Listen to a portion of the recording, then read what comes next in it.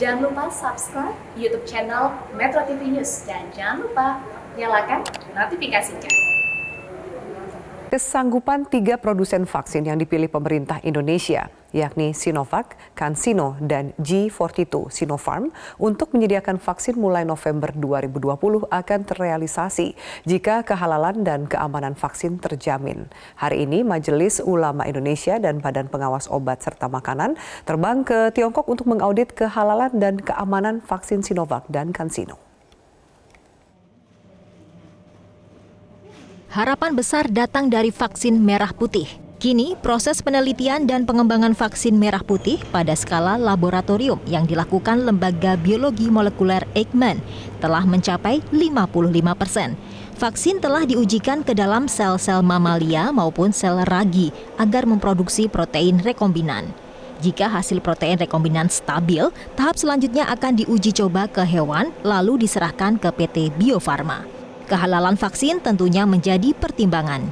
Ini ada 2 hal, jadi kalau vaksin yang bisa kita kendalikan sejak awal seperti yang kita bikin sendiri di Indonesia misalnya, maka kami memastikan bahwa dari awal setiap proses di laboratoriumnya kami menghindari penggunaan bahan-bahan yang berpotensi dianggap tidak halal.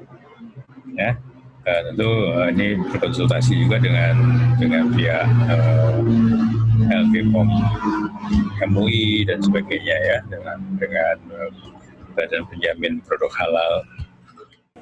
Sementara untuk vaksin produk Tiongkok tengah dalam proses uji kehalalan. Tim Inspeksi Vaksin COVID-19 bersama perwakilan PT Bio Farma bertolak ke Tiongkok untuk menguji kualitas dan aspek halal vaksin Sinovac Biotech dan CanSino Biological. Sebenarnya vaksin-vaksin ini sudah digunakan di berbagai negara dan sudah memiliki surat izin dari otoritas badan POM-nya mereka masing-masing yang kita sebut sebagai Emergency Use Authorization.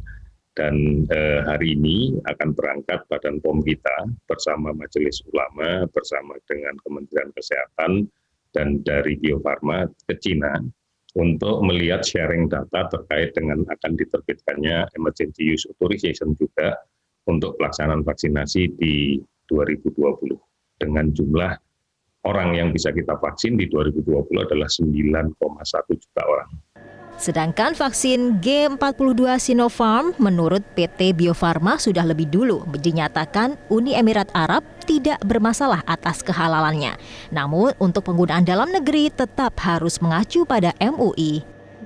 Dan tahapan hari ini secara paralel dilakukan audit baik pada aspek keamanan oleh Badan POM dan juga aspek kehalalan oleh Lembaga Pemeriksa Halal dan juga Komisi Fatwa Majelis Ulama Indonesia.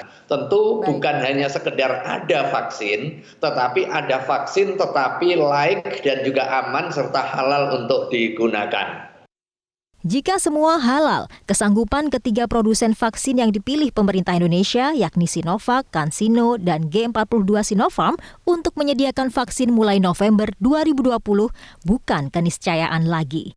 Tim Liputan Metro TV.